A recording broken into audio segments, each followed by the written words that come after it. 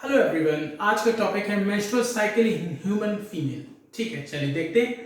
देखिए, menstrual cycle primates में होती है। मैंने पहले यहाँ लिखी अकर्स इन प्राइमेट फीमेल। इसका मतलब क्या है बच्चों? मेंस्ट्रुअल साइकिल एक रिप्रोडक्टिव साइकिल है जो केवल फीमेल में होगी, मेल में कोई रिप्रोडक्टिव साइकिल नहीं होती। अब जो मैमल्स होते हैं, जो मैमल्स हम लोग मैमल्स हैं, जो मैमल्स होते हैं उनके लिए दो कैटेगरी में डिवाइड करूंगा यहाँ पर, प्राइमेट और नॉन प्राइमेट्स। ठीक है, प्राइमेट्स में कौन आता है? हम हैं, मतलब ह्यूमन, मंकी, लीमर, टार्सियर, ये सब किस में आते हैं? मैमल्स में। मतलब मैमल के प्राइमेटा ग्रुप में आते हैं ह्यूमन, तो हम लोग प्राइमेट हैं, मंकी भी प्राइमेट है। हमारे अंदर होती है रिप्रोडक्टिव साइकिल, मेंस्ट्रुअल साइकिल, जो केवल फीमेल में होगी, मेल में नहीं होगी। जो नॉन प्राइमेट्स होते हैं जैसे काउ, बफेलो, गोट, एलिफेंट, ये जितने भी कैटेगरी, ये सब नॉन प्राइमेट्स में आती हैं। इनमें जो साइकिल होती है उसे हम एस्ट्रस साइकिल कहते हैं, उनमें मेंस्ट्रुअल साइकिल नहीं होती। तो पहला क्वेश्चन तो ये हो गया, एस्ट्रस साइकिल किसमें होगी? तो आप बताओगे एस्ट्रस साइकिल होती है नॉन प्राइमेट्स में, जैसे काउ, बफेलो। और मेंस्ट्रुअल साइकिल किसमें होती है? वो ह्यूमन में होती है। ह्यूमन में भी किसमें? फीमेल, मेल में नहीं होती। याद रहे, मेल में कोई रिप्रोडक्टिव साइकिल नहीं होती। देखिए, पहली बात हमने बोली अकर्स इन प्राइमेट फीमेल, तो फीमेल में होगी, कोई प्राइमेट के रूप में। दूसरी बात, ये प्यूबर्टी एज में स्टार्ट हो जाती है। कौन सी एज में? Puberty as. ये वो एज होती है जब फीमेल में रिप्रोडक्शन की कैपेबिलिटी डेवलप हो जाती है। ठीक है, आगे बढ़े। तो पहली बात देखिए, प्राइमेट फीमेल में होगी। दूसरी बात, प्यूबर्टी एज पे स्टार्ट हो जाएगी। साइकिल की ड्यूरेशन होती है 28 दिन, एक महीने में 28 दिन की होती है। 28 दिन की होने की वजह से इसको हम बोलते हैं मंथली साइकिल। क्या बोलते हैं? Monthly cycle. फिर देखिए, प्यूबर्टी एज पे स्टार्ट हो जाती है, इसकी स्टार्टिंग के लिए क्या इस्तेमाल होती है? मिनार्क। मिनार्क का मतलब होता है स्टार्ट होना, और जब जिस एज में स्टॉप हो जाती है तो उसे बोलते हैं मेनोपॉज। पॉज का बटन होता है मोबाइल और रिमोट में, तो पॉज मतलब रोक देना। तो मिनार्क का मतलब स्टार्टिंग ऑफ मेंस्ट्रुअल साइकिल, और मेनोपॉज का मतलब स्टॉप हो जाना। किसका? मेंस्ट्रुअल साइकिल का। स्टार्ट कब होती है? प्यूबर्टी एज में। कब स्टार्ट होती है? 11 से 13 साल की जब फीमेल हो जाएगी तब। और मेनोपॉज कब होता है? 45 से 50 की एज में फीमेल के अंदर मेनोपॉज हो जाता है, मतलब मेंस्ट्रुअल साइकिल अब नहीं होगी, मतलब अब वो बेबी को डेवलप नहीं कर सकता, चाइल्ड बर्थ उसमें नहीं हो सकती। यहां तक बात समझ में आ गई? तो कितनी बातें सीखी? मेंस्ट्रुअल साइकिल किसमें होगी? फीमेल में। मेल में होती है? नहीं। कौन से फीमेल में? प्राइमेट्स में। कितना ड्यूरेशन? 28 दिन। स्टार्ट कब होती है? प्यूबर्टी पे। स्टार्टिंग को बोलते हैं क्या? मिनार्क। एज बताइए? 11 से 13 साल। मेनोपॉज उसका रुक जाना कब? 45 से 50 की एज पर। इतनी बात क्लियर हो गई? आगे बढ़ जाए। आगे देखिए, कितने स्टेप्स में कंप्लीट होगी? आप बताओगे 3 स्टेप्स में। First, menstrual phase, follicular phase, इसको हम प्रोलिफरेटिव फेज भी कहते हैं। थर्ड है पोस्ट ओव्यूलेटरी फेज या ल्यूटियल फेज भी कहते हैं, और सिक्रेटरी फेज भी कहते हैं। आप 3 फेज याद करिए, मेंस्ट्रुअल फेज, फॉलिकुलर फेज या प्रोलिफरेटिव फेज, फिर पोस्ट ओव्यूलेटरी फेज जिसको ल्यूटियल और सिक्रेटरी फेज भी कहते हैं। ये बात समझ आ गई? देखिए, प्रोलिफरेटिव के फर्दर 2 डिवीजन है, एक होता है प्री ओव्यूलेटरी और एक होता है ओव्यूलेटरी। देखो, ओव्यूलेशन वाले पीरियड को ओव्यूलेटरी कह दिया, उससे पहले वाला प्री ओव्यूलेटरी कह दिया, तो इसके बाद वाला क्या होगा? Post ovulatory. क्या है ये सब कुछ पूरा डिटेल में समझिए। देखिए, 28 दिन की साइकिल में पहले से 5वें दिन तक, फर्स्ट टू 5th डे तक क्या होता है? मेंस्ट्रुअल फेज चलता है। फिर छठे से लेकर 13वें दिन तक, मतलब 6 तो 13th डे तक क्या चलेगा? Pre ovulatory phase. 14th day केवल एक दिन के लिए क्या चलेगा? Ovulatory phase. और 14th डे के बाद, मतलब 15वें दिन से लेकर 28वें दिन, मतलब 15 to 28th डे तक क्या चलेगा? Post ovulatory phase. यहां तक बात समझ में आ गई होगी, मैं समझता हूं। आगे बढ़ते एक एक करके सारे फेज के बारे में देखेंगे। पहला क्वेश्चन आता है मेंस्ट्रुअल फेज बताइए, तो आप बताओगे इसका ड्यूरेशन है पहले से 5वें दिन तक। ठीक है। दूसरा, इस समय पर एक हार्मोन की कमी हो जाती है, उसका नाम है प्रोजेस्टेरोन हार्मोन। क्या नाम बच्चों? Progesterone hormone. इसके कम होने से क्या होगा? अब देखिए, ये है फीमेल का यूट्रस। क्या है? फीमेल का यूट्रस। ये पूरा का पूरा ये फीमेल का यूट्रस है। यूट्रस में ये जो लेयर दिख रही है, इस लेयर का नाम होता है एंडोमेट्रियम। क्या नाम बच्चों? एंडोमेट्रियम। ये लिखा है एंडोमेट्रियम, ये देखिए ये लिखा है। ठीक है, अब ध्यान से सुनिए मेरी बात, मैं बता रहा हूं। यूट्रस की जो लेयर है इसका नाम है एंडोमेट्रियम। अगर प्रोजेस्टेरोन हार्मोन की कमी हो गई तो ये एंडोमेट्रियम जगह जगह से टूट जाएगी, और जब ये टूटेगी तो ब्लड यहां से निकलेगा, और वो ब्लड, ये जो लंबी सी ट्यूब दिख रही है इसको वेजाइना कहते हैं, वो इस वेजाइना से ब्लड बाहर आ जाएगा। ये बात समझ आ रही है? जब पहले से 5वें दिन का मेंस्ट्रुअल फेज चल रहा होगा, उस फेज में प्रोजेस्टेरोन हार्मोन की कमी हो जाएगी, उसकी वजह से एंडोमेट्रियम टूटेगी और ब्लड रिलीज होगा, और वो ब्लड इसके टूटने से बाहर आके धीरे धीरे वेजाइना से बाहर आ जाएगा। लेकिन याद रहे, केवल ये ब्लड ही बाहर नहीं आता है, ये टूटे हुए टिश्यू मतलब लॉस्ट टिश्यू बाहर आते हैं, कई सारी इंप्योरिटीज बाहर आती हैं, और इमैच्योर ओवा बाहर आते हैं। क्या क्या आते हैं? इमैच्योर ओवा, इंप्योरिटीज एंड लॉस्ट टिश्यूज बाहर आ जाते हैं ब्लड के थ्रू, वेजाइना से होते हुए। ठीक है, इस ब्लड फ्लो को कहा जाता है मेंसेस। क्या कहा जाता है? मेंसेस। मैंने यहां नहीं लिखा है, मैं लिख देता हूं, इसको बोलते हैं मेंसेस या मेंस्ट्रुअल फ्लो। याद रहे मेरी बात, क्या बताया? मेंस्ट्रुअल फेज 1 से 5 दिन तक होती है।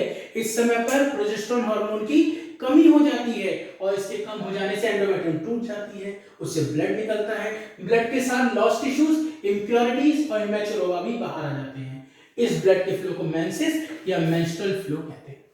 ठीक है, अब यहीं से एक बात याद रखिए, प्रोजेस्टेरोन एक प्रेगनेंसी हार्मोन है। क्यों है प्रेगनेंसी हार्मोन? क्योंकि वो एंडोमेट्रियम को टूटने से बचाता है, और एंडोमेट्रियम अगर मेंटेन है तो प्रेगनेंसी भी मेंटेन रहती है, इसीलिए इसको हम प्रेगनेंसी हार्मोन कहते हैं। ये बात समझ आ गई? प्रेगनेंसी हार्मोन कौन? प्रोजेस्टेरोन। क्यों? क्योंकि एंडोमेट्रियम मेंटेन रख रहा है, और अगर एंडोमेट्रियम मेंटेन रही तो प्रेगनेंसी भी मेंटेन रहेगी, इसलिए इसको प्रेगनेंसी हार्मोन कहते हैं। और ये कम हो गया तो ये टूट गई, प्रेगनेंसी टर्मिनेट हो जाएगी। ये बात समझ में आ रही? आगे बढ़े। अगला फेज है फॉलिकुलर, जिसके दो पार्ट है, प्री ओव्यूलेटरी, ओव्यूलेटरी। ओव्यूलेटरी का मतलब जिस समय पर ओव्यूलेशन हो, और प्री ओव्यूलेटरी मतलब ओव्यूलेशन से पहले का टाइम। अब ये क्या है ये सुनो।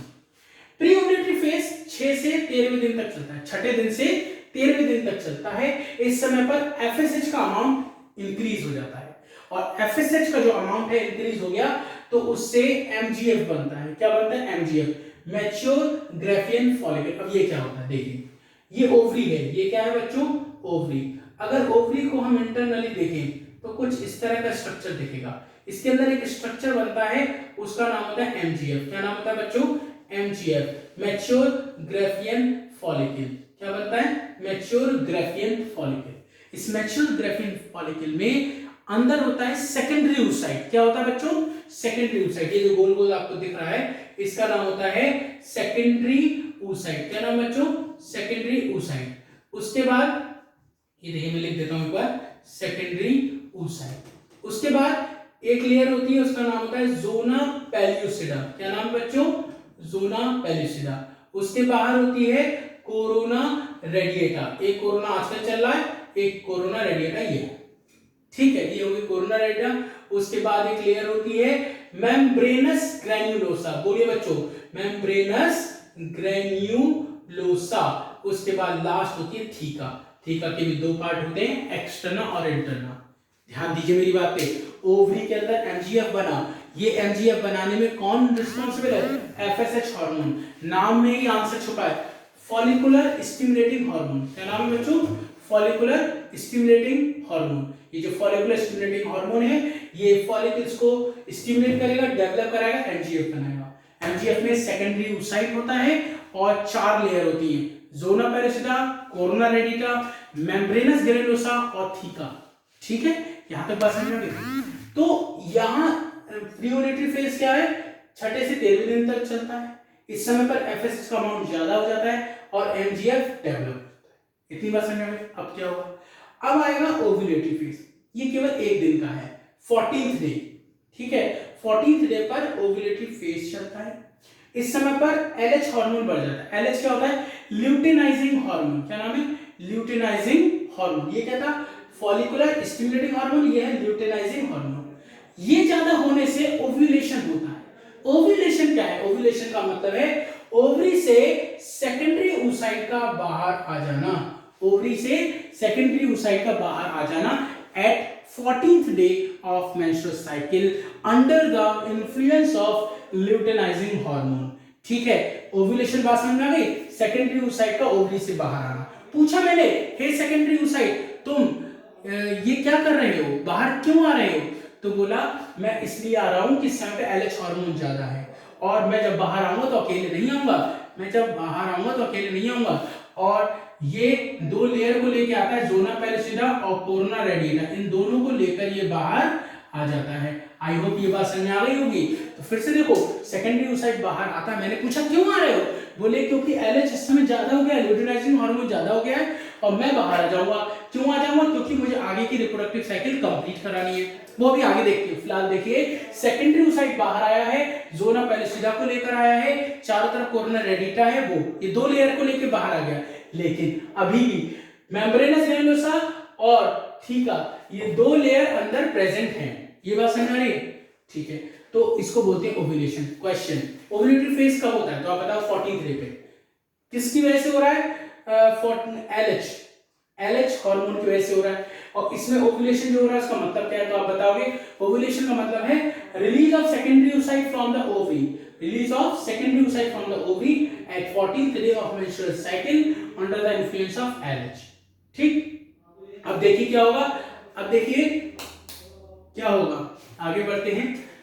अब होगा क्या कि ये बाहर आ गया, अब पोस्ट ओव्यूलेटरी फेज होगा, मतलब ओव्यूलेशन के बाद का फेज शुरू होगा बच्चों। देखिए, ओव्यूलेशन के बाद के फेज में होता क्या है कि यहां से ये बाहर आ गया है, ये देखिए कहां पे आ गया, इस जगह पे है, मैं डायग्राम के लिए दिखाता हूं। ये ओवरी से बाहर आ गया सेकेंडरी oocyte, ठीक, सेकेंडरी oocyte बाहर आ गया है। अब देखिए क्या होगा, ये जब बाहर आता है तो ये बॉडी कैविटी में आता है, इसलिए इसका नाम हो गया सीलोमिक एग। याद रहे, ये क्वेश्चन आता है कि ओव्यूलेशन के बाद ओवम को हम क्या बोलेंगे, ओव्यूलेशन के बाद ही बॉडी कैविटी में आता है, सीलोम में, बॉडी कैविटी को सीलोम कहते हैं, इसलिए नाम हो जाता है सीलोमिक एग। फिर ये कहां पहुंच जाता है, फैलोपियन ट्यूब के अंदर। कहां पहुंच जाता है, फैलोपियन ट्यूब के अंदर। कौन? Secondary oocyte। अब ये सेकेंडरी oocyte इंतजार करता है स्पर्म का। कहां से आएगा स्पर्म? यहां वेजाइना से होते हुए स्पर्म अंदर आएगा, ये स्पर्म अंदर आएगा इस तरह से, फैलोपियन ट्यूब में जाएगा, फैलोपियन ट्यूब में जाने के बाद सेकेंडरी oocyte को पेनिट्रेट करेगा, जिससे सेकेंडरी oocyte ओवम में बदल जाए और स्पर्म ओवम का फ्यूजन हो जाए, फर्टिलाइजेशन हो जाए, जाइगोट बन जाए, मतलब प्रेगनेंसी कराने के लिए। ध्यान दीजिए मेरी बात पे, ओव्यूलेशन 14th डे पर हो गया था, ये ओव्यूलेशन के बाद बॉडी कैविटी में आ गया था, सीलोमिक एग कहते थे, फिर ये फैलोपियन ट्यूब में चला गया है। अब ये इंतजार कर रहा है, वैसे मेरे करण अर्जुन आएंगे, करण अर्जुन आएंगे, सेम टू सेम ये भी इंतजार कर रहा है, मेरे स्पर्म आएंगे, मेरे स्पर्म आएंगे। अगर स्पर्म आ गया तो ये उससे फ्यूज कर जाएगा और जाइगोट बना देगा, जाइगोट बना दिया मतलब प्रेगनेंसी हो गई। अगर प्रेगनेंसी हो गई तब क्या होगा, अगर प्रेगनेंसी हो गई तो ये साइकिल यहीं पर स्टॉप हो जाएगी। और क्या होगा, अंदर आपको बताया था दो लेयर बची थी, membranes granulosa, theca interna, theca interna, theca externa. तो ये जो एमजीएफ की लेयर है, ये अंदर एक स्पॉट लाइक स्ट्रक्चर बनाएंगी येलो कलर का, उसका नाम है कॉर्पस ल्यूटियम। बच्चों याद रहे, बहुत इंपॉर्टेंट है, कॉर्पस ल्यूटियम बन जाता है ओवरी के अंदर। किससे बनता है? एमजीएफ की रिमेनिंग लेयर से। फिर से सुनिए, ओव्यूलेशन के बाद ये तो बाहर आ गया, अंदर दो लेयर बची थी, वो एमजीएफ की लेयर ने कॉर्पस ल्यूटियम बनाया था, और कॉर्पस ल्यूटियम येलो कलर का होता है ल्यूटिन पिगमेंट की वजह से। किसकी वजह से? ल्यूटिन पिगमेंट की वजह से येलो कलर का होता है। इसको हम टेम्पररी एंडोक्राइन ग्लैंड कहते हैं। ये बनाएगा प्रोजेस्टेरोन हार्मोन। क्या बनाएगा? Progesterone hormone. ये देखिए प्रोजेस्टेरोन हार्मोन बन गया, उसके बाद एस्ट्रोजन हार्मोन बनेगा, उसके बाद रिलैक्सिन हार्मोन बनेगा। याद रहे ये मेन है, प्रोजेस्टेरोन, एस्ट्रोजन और रिलैक्सिन, ये तीन हार्मोन आपको कहां दिखेंगे? कॉर्पस ल्यूटियम में। हार्मोन बनाने की वजह से इसको एंडोक्राइन, और टेम्पररी होने की वजह से टेम्पररी एंडोक्राइन ग्लैंड कहते हैं। क्वेश्चन है ओवरी में temporary endocrine gland, answer corpus luteum. कब बनता है? After ovulation. अगर प्रेगनेंसी हो गई तो ये कॉर्पस ल्यूटियम 9 मंथ तक बना रहेगा, जब तक चाइल्ड बर्थ ना हो जाए। कब तक बना रहेगा? 9 मंथ तक बना रहेगा, जब तक चाइल्ड बर्थ ना हो जाए। क्यों बना रहेगा? क्योंकि ये प्रोजेस्टेरोन बनाएगा, ये प्रोजेस्टेरोन एंडोमेट्रियम मेंटेन रखेगा, मतलब प्रेगनेंसी मेंटेन रखेगा। लेकिन अगर फर्टिलाइजेशन नहीं होता है, स्पर्म नहीं आता है, तो 24 घंटे बाद ये सेकेंडरी oocyte बेकार हो जाएगा, और इसको हम क्या कह देंगे? इमैच्योर ओवा, जो अगली साइकिल में ब्लड के थ्रू बाहर चला जाएगा। ठीक है, और कॉर्पस ल्यूटियम का क्या होगा? कॉर्पस ल्यूटियम साइकिल के एंड पर, मतलब 28वें दिन, कौन से दिन? 28वें दिन ये खत्म हो जाएगा, और खत्म होने के बाद एक स्पॉट लाइक स्ट्रक्चर में बदल जाएगा, उसका नाम होगा कॉर्पस एल्बिकेंस। क्या नाम होगा बच्चों? ये लिखा है मैंने, कॉर्पस एल्बिकेंस। एक बार फिर से देख लीजिए, पोस्ट ओव्यूलेटरी फेज 15 से 28 दिन तक चलता है, 15वें दिन से 28वें दिन। 15 से 28 कितने हुए? टोटल 14 दिन। ये कांस्टेंट फेज है, इंपॉर्टेंट रहे ये कांस्टेंट फेज है। साइकिल कितने भी दिन की क्यों ना हो, 28 की हो, 35 की हो, 34 की हो, 32 की हो, दैट डजंट मैटर, ये हमेशा 14 डेज का ही रहेगा। इससे भी रिलेटेड क्वेश्चन मैं बताऊंगा अभी। तो पोस्ट ओव्यूलेटरी फेज 15वें से 28वें दिन तक होता है, मतलब टोटल 14 दिन का होता है। ये फेज वो फेज है, अगर यहां फर्टिलाइजेशन हो गया, प्रेगनेंसी हो गई, तो इस फेज ये साइकिल यही रुक जाएगी और कॉर्पस ल्यूटियम 9 मंथ तक बना रहेगा। लेकिन अगर ऐसा हुआ, फर्टिलाइजेशन नहीं हुआ, ठीक है, फीमेल ने सेक्स करा ही नहीं, स्पर्म अंदर गया ही नहीं, फ्यूजन हुआ ही नहीं, जाइगोट बना ही नहीं, तो उस केस में क्या होगा? प्रेगनेंसी कंसीव नहीं होगी। कॉर्पस ल्यूटियम इस 15 से 28 दिन तक सस्टेन करेगा एंड 28वें दिन के एंड पे खत्म हो जाएगा। स्पॉटलाइट स्ट्रक्चर कॉर्पस एल्बिकेंस में कन्वर्ट हो जाएगा। यहां तक बात समझ में आ गई आपके? कोई दिक्कत इसमें नहीं? आगे बढ़ते हैं, बात फिर से देख लीजिए। मैंने आपको बताया मेंस्ट्रुअल फेज, फॉलिकुलर फेज और पोस्ट ओव्यूलेटरी फेज। इसमें क्या हुआ? पहले से 5 दिन चला, प्रोजेस्टेरोन की कमी हो गई, एंडोमेट्रियम टूट गई, ब्लड बाहर निकला, उसके साथ इमेच्योर ओवा, इम्प्योरिटी, लॉस्ट टिश्यूज निकले। ये प्री ओव्यूलेटरी 6 से 13 दिन चला, इसमें एफएसएच ज्यादा था, एमजीएफ बन गया। ओव्यूलेटरी में 14वें दिन एलएच ज्यादा हुआ, ओव्यूलेशन हो गया, सेकेंडरी oocyte बाहर आ गया।